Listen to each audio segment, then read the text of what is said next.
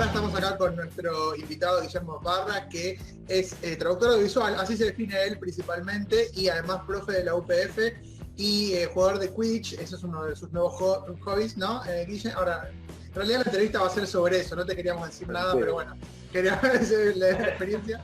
Bueno, y Guille, bueno, yo lo conocí en el 2016 en el Language and the Media, de aquel momento en Berlín, y también ha estado en el 2018 en el ISPATAB, en el primer ISPATAB, presentando sobre la traducción del lenguaje alterado, los efectos del alcohol y las drogas en el cine, que es, bueno, su tema de tesis doctoral. Guille, bienvenido a The Translation Show. Muchas gracias. Saludos a todos, bueno, a todos los seguidores, saludos a Rafa y a Damián, y gracias por invitarme. Oye, estoy encantado de acompañaros hoy. Bueno, vamos a ir por todos lados, pero vamos a empezar porque no tenemos un soporte visual, pero sí queremos que igual nos cuentes, bueno, de qué se trata esto del lenguaje alterado y bueno, después por qué te llamó la atención estudiar sobre esto.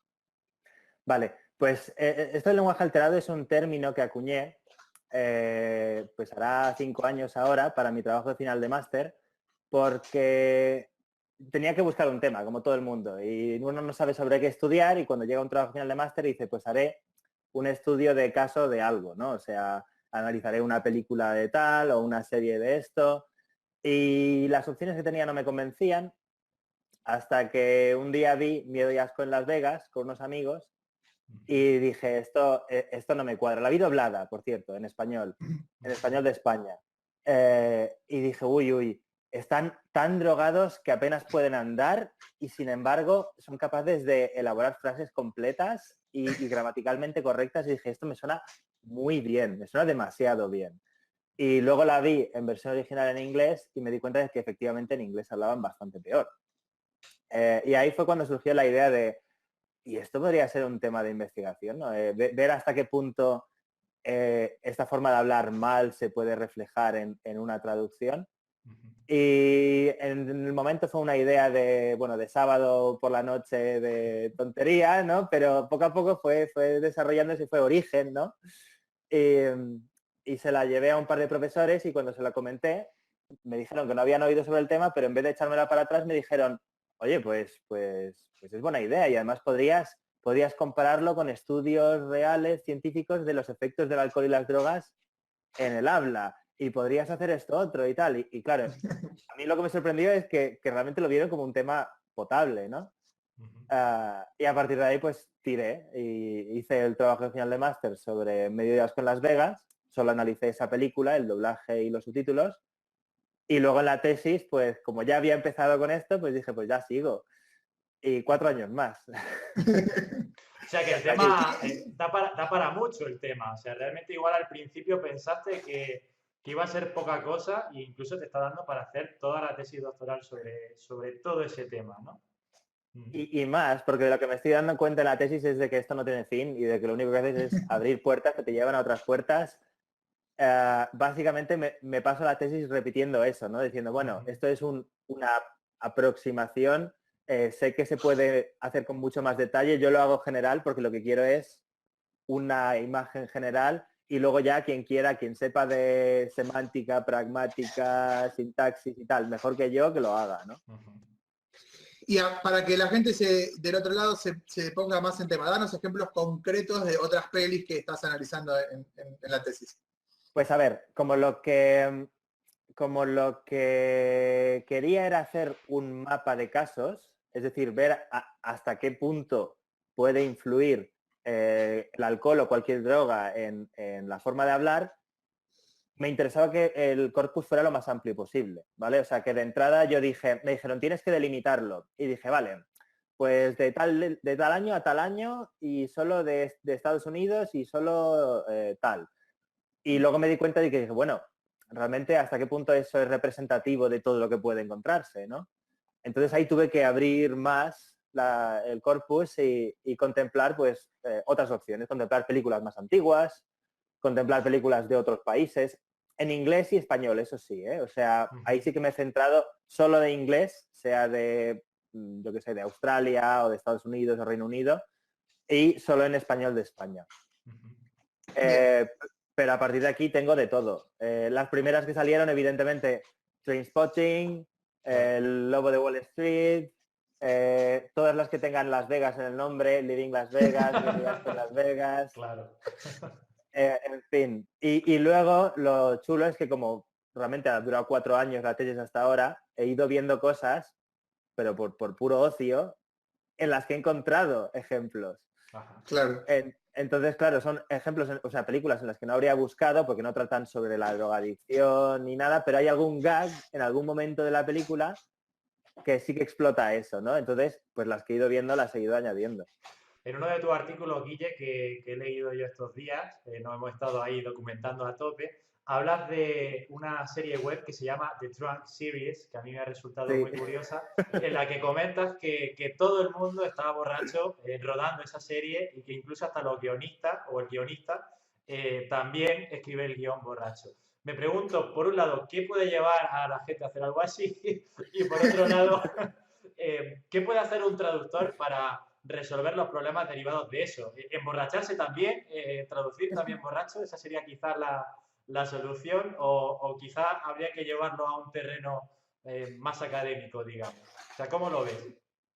Vale, pues lo primero que plantea esa serie y tiene que ver con una de las dudas que me encontré al empezar este estudio. Y es que todo el mundo me decía, vale, entonces vas a ir a los bares con una grabadora y vas a grabar a los borrachos, a ver cómo hablan y tal. Y dije, no, porque en realidad no me interesa cómo hablan los borrachos de verdad. Uh-huh. Lo que me interesa es cómo es la representación en ficción, en Ajá. cine, en series, de ese fenómeno, ¿no? Entonces, que no tiene por qué parecerse en absoluto. Claro. A veces algunos dramas sí que tienden a ser realistas y que sí que se inspiran en efectos reales, que están científicamente probados, pero hay muchos otros que simplemente son juegos de estilo, de guión, gags fáciles, ¿no? Entonces, ahí la realidad no te puede ayudar. Uh-huh. Entonces, para mí, esa serie representa el ejemplo de cómo a veces lo audiovisual no tiene por qué ser ficción solo, sino que puede ser lo real también, ¿no? Y en este caso, efectivamente, están borrachos. Yo creo que por pura exploración, ¿no? Claro. Dijeron, pues en vez de, vamos a llevar esto del método de acting, la actuación del método al extremo y a ver qué surge.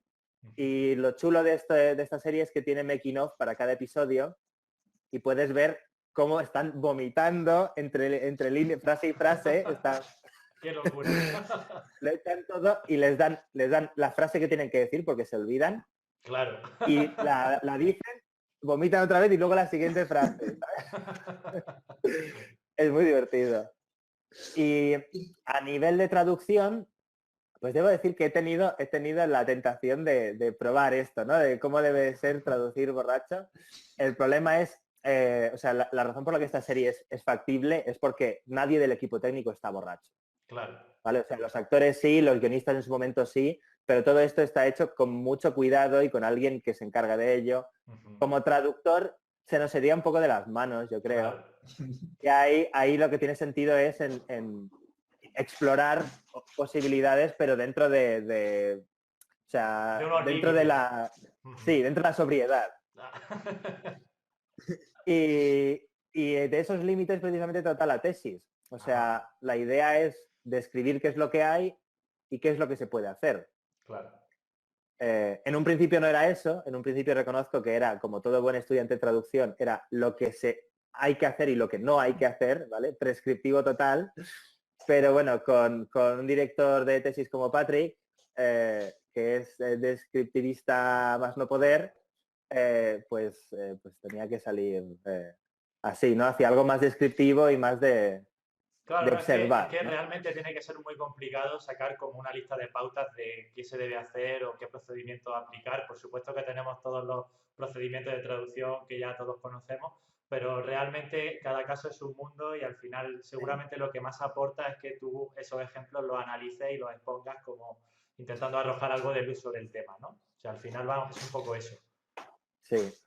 Para mí el gran valor de la tesis es el abanico de ejemplos, o sea, de casos con los que te puedes encontrar y el abanico de soluciones. Ajá. Es decir, si me encuentro esto, tengo este tipo de soluciones que se han hecho o que yo bueno, yo intuyo que se podrían hacer, aunque no se hayan hecho, ¿no? Entonces también tiene un poco de especulación, no es todo científico al 100%, pero bueno, la especulación también es parte de la investigación. Y de la ¿no? creatividad también a la hora de buscar una Sí, definición, sí. una traducción creativa. Claro. Algo que habíamos hablado en su momento era que, relacionado con esto, es que no se pueden dar como soluciones concretas, sobre todo, por ejemplo, para el caso del subtitulado, donde habría que dar soluciones que rompan los estándares de lo que ya está establecido, ¿no? Entonces, esas soluciones tendrían que imponer una nueva manera de traducir, Guille, o sea, salirse de las reglas de lo que ya está establecido.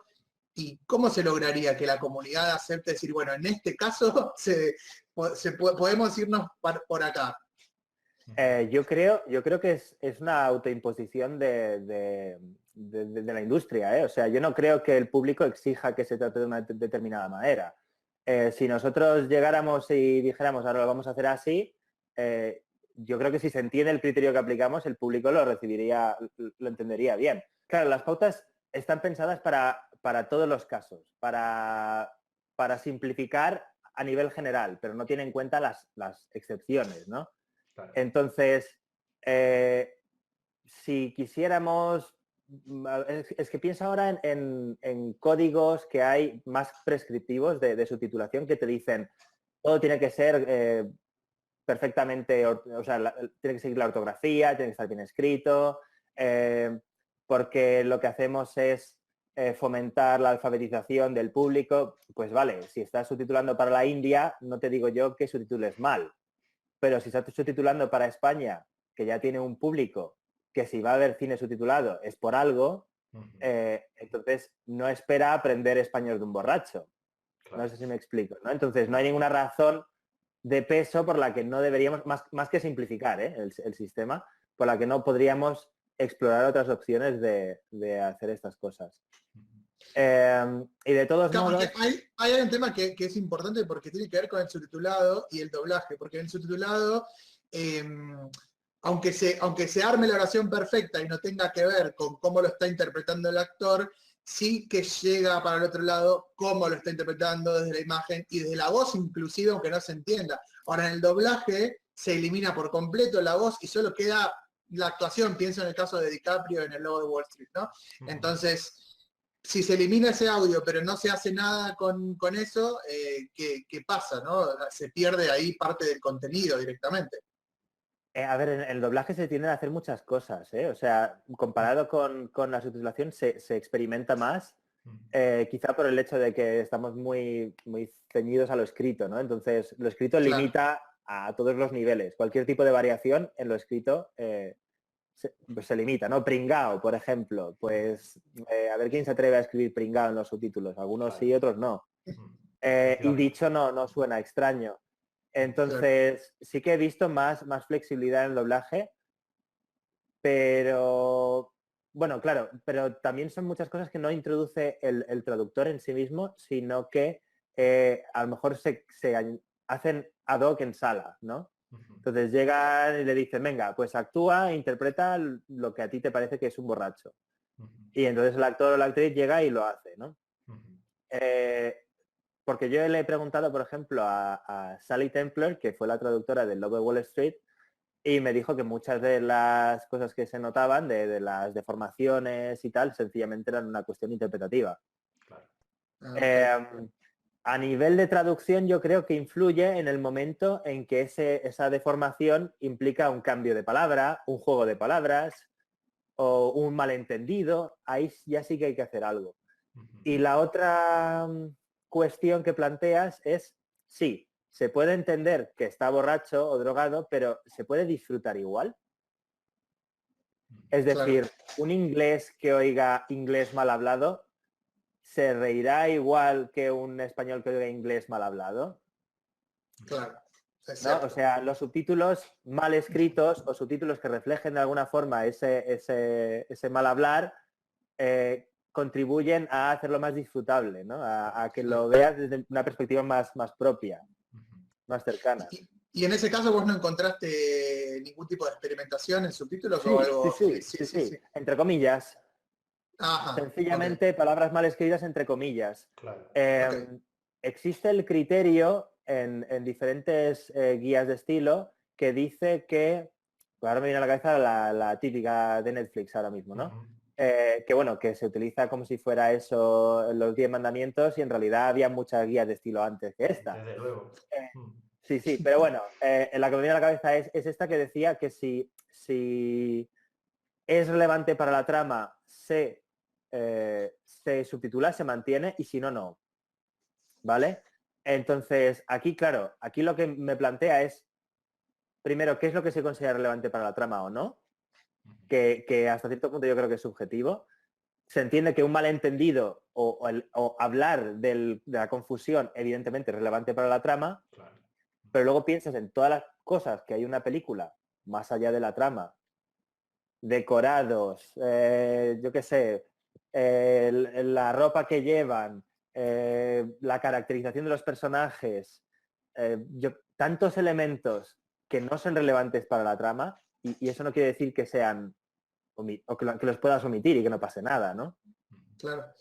Porque en el caso de los ejemplos, por ahí el ejemplo del Lobo de Wall Street es por ahí una escena concreta, ¿no? Pero después hay un montón de películas donde es toda la película así, Sí, ¿no? Y Pineapple Express, por ejemplo, pienso como otro la tengo, caso la tengo.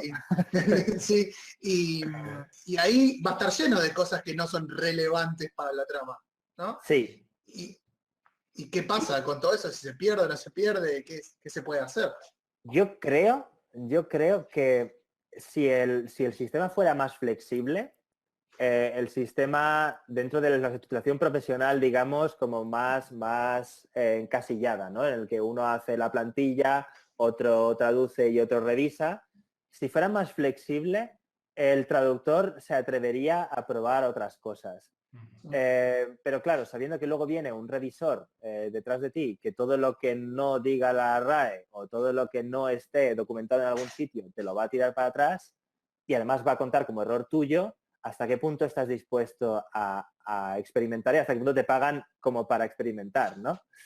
Claro. Eh, yo creo que la ventaja de que existan trabajos como el mío, cuando se publique, es que alguien podrá llegar y decir, no es cosa mía, es que este señor ha dicho que esto es una buena idea y además ha puesto ejemplos de tal, ¿no?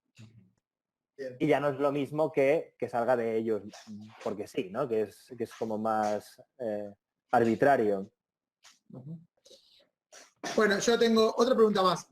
Vamos cerrando con la parte más bien técnica y después vamos hablando de otras cosas más Es personales, variable. quizás. Ahí está.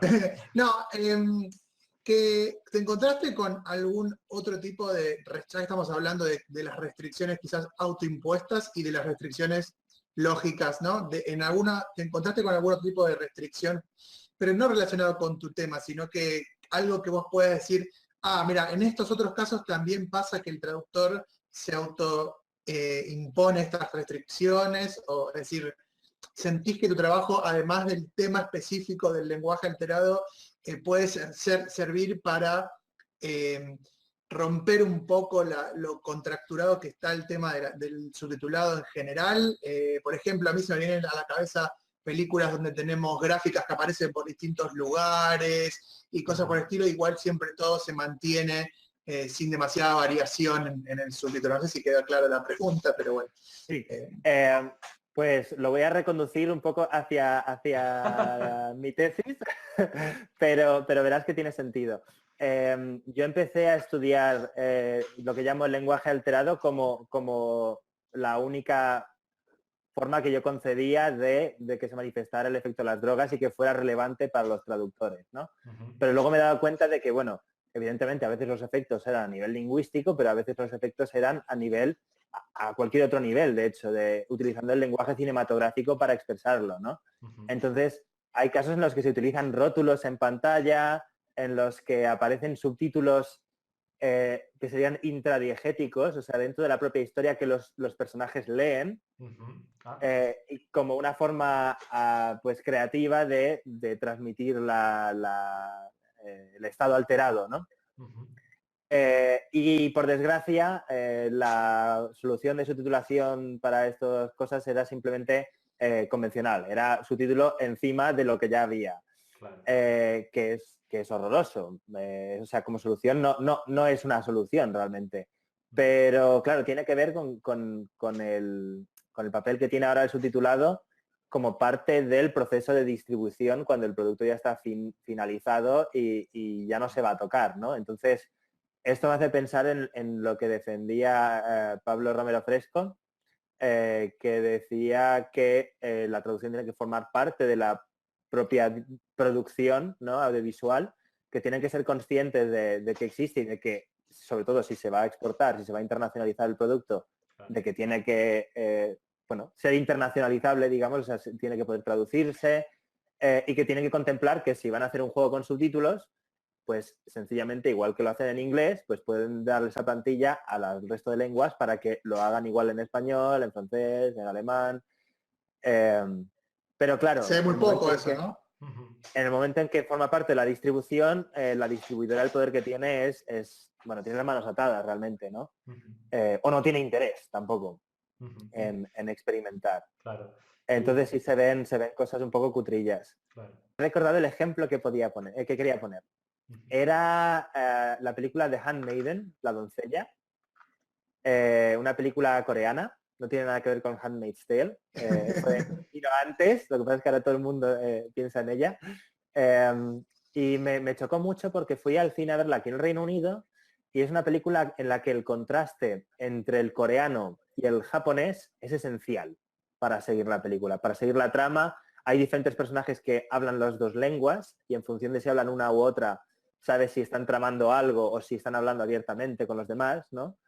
Y para claro, pensar en alguien cuya lengua es muy distante, como puede ser un inglés o puede ser el español mismo, eso no se percibe, a no ser que sepas japonés y coreano. Entonces, la manera que encontraron de transmitirlo fue utilizar subtítulos en amarillo para una de las dos lenguas y en blanco para la otra. Toda la película.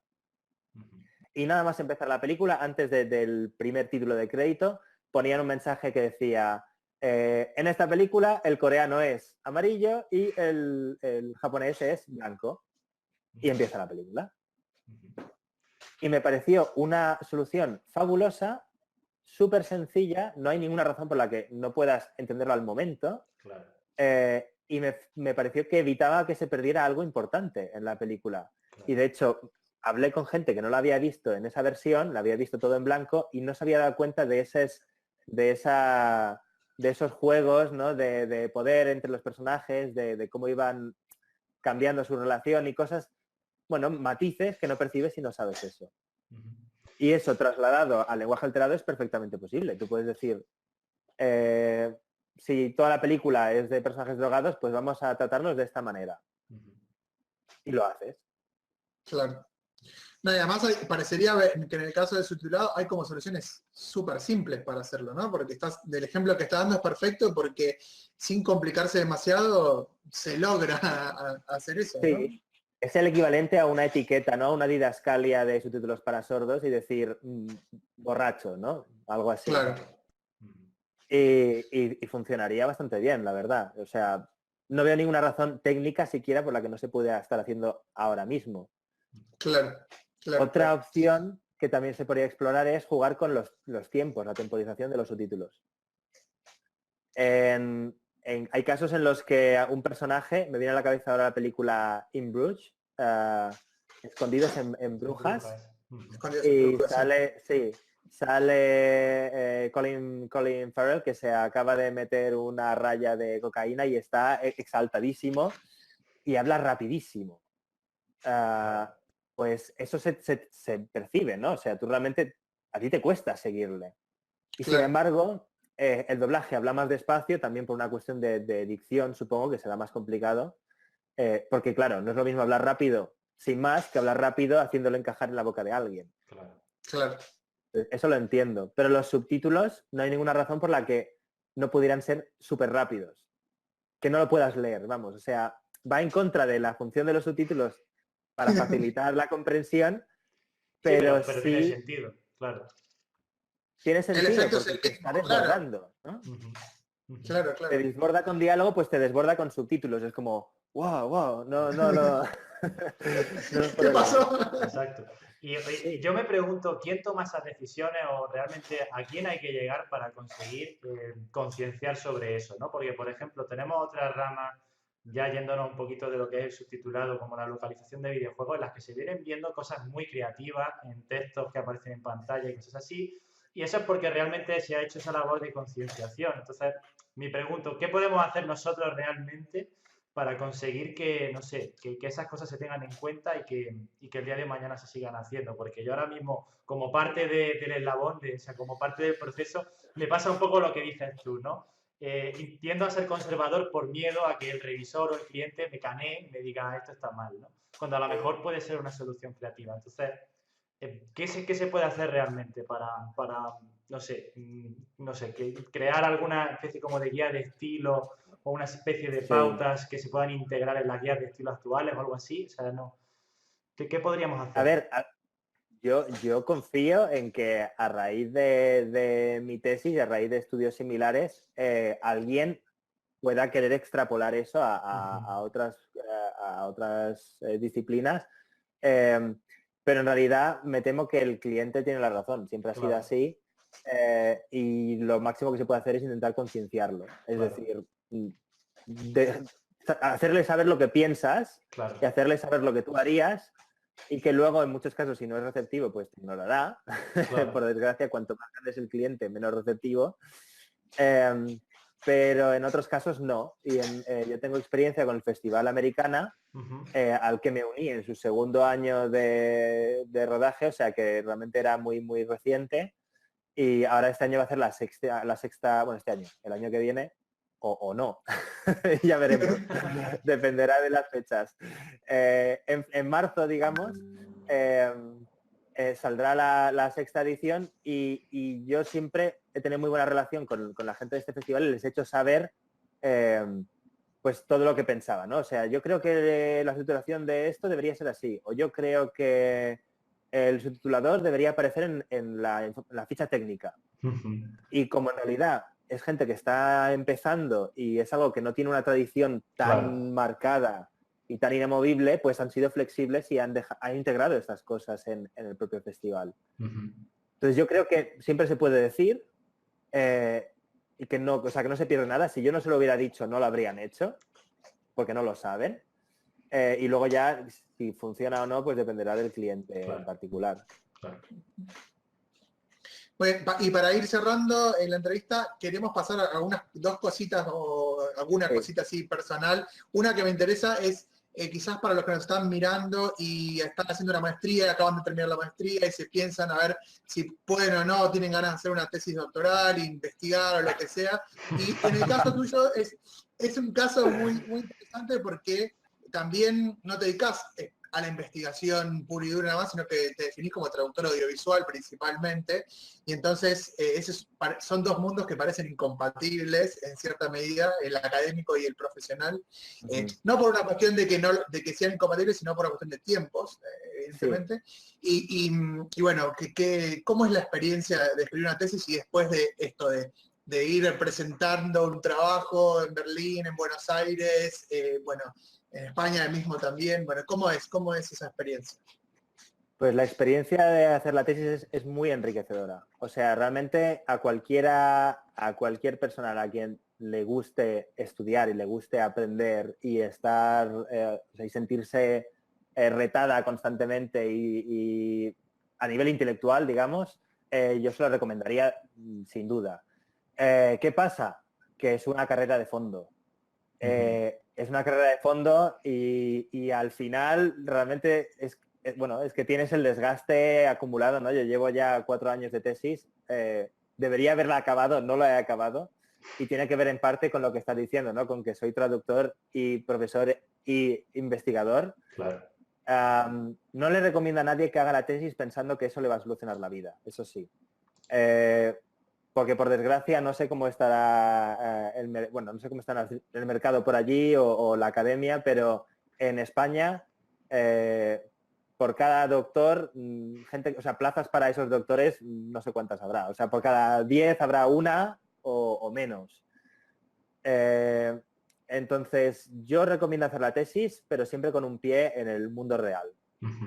De hecho, es la razón por la que se me ha alargado tanto la tesis, porque siempre me he empeñado en mantener ese pie, Claro. ese punto de conexión con la realidad, con la traducción, porque yo lo veía necesario. Hay gente que es muy teórica, que siempre lo ha sido y que siempre lo será, y entonces ellos encajan a la perfección en la academia. Se me dieron algunos ejemplos, no sé por qué. Sí. Ahí no hay nada que decir, entonces simplemente pues nada, eso será una cuestión de perseverar hasta que dentro de 20 años les caiga una plaza. Claro. Pero, o sea, como experiencia se la recomiendo a cualquier persona, o sea, he aprendido muchísimo. Llegará al punto en que estás agotado y que lo que necesitas es pasar página, sobre todo yo creo hoy en día, quizá 4 años, hace 10, 20 años no eran tanto. 4 años al ritmo al que evolucionan las cosas hoy en día es una locura, es una barbaridad. Es un compromiso muy grande que uno tiene que estar dispuesto a hacer, ¿no? Entonces, si no lo sabes seguro, casi recomiendo que no te metas, pero si te llama la atención, sí.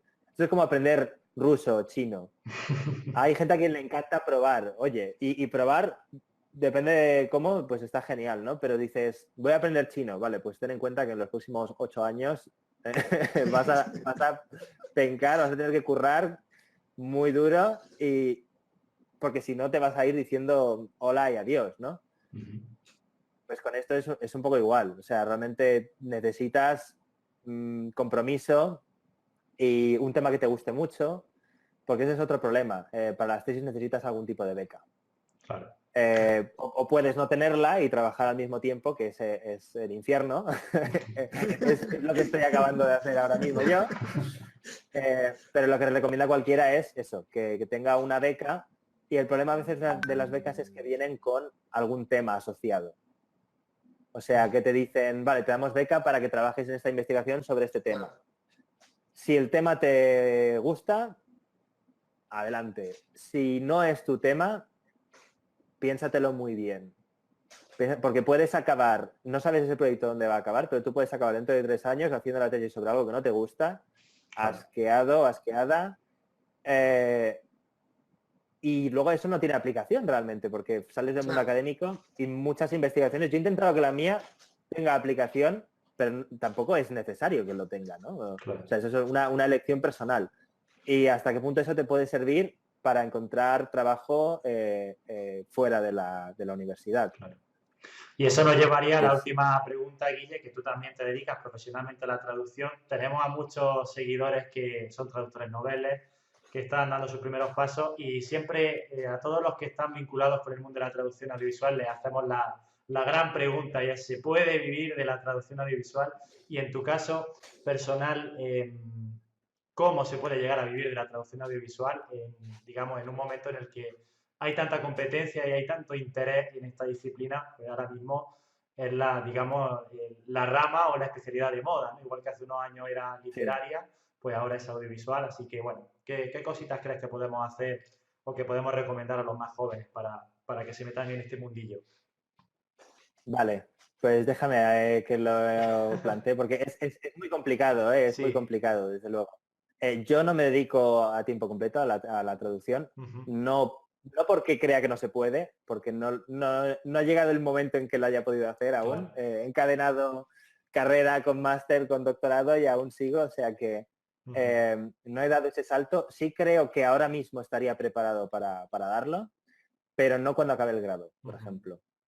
No estaba preparado por los conocimientos que tenía, por la experiencia. O sea, yo coincido en que hace falta máster para estas cosas. De hecho, he hablado con propietarios de empresas, con representantes de empresas que dicen que ellos ni siquiera se miran el currículum de alguien que no tiene un máster. O sea, que ni le hacen prueba de traducción ni nada. O tienes máster en traducción visual o no quieres saber nada, porque sí, puede haber gente que lo haga muy bien, no digo que no, pero quizá el riesgo es mayor, ¿no? De que los niveles son muy dispares, digamos.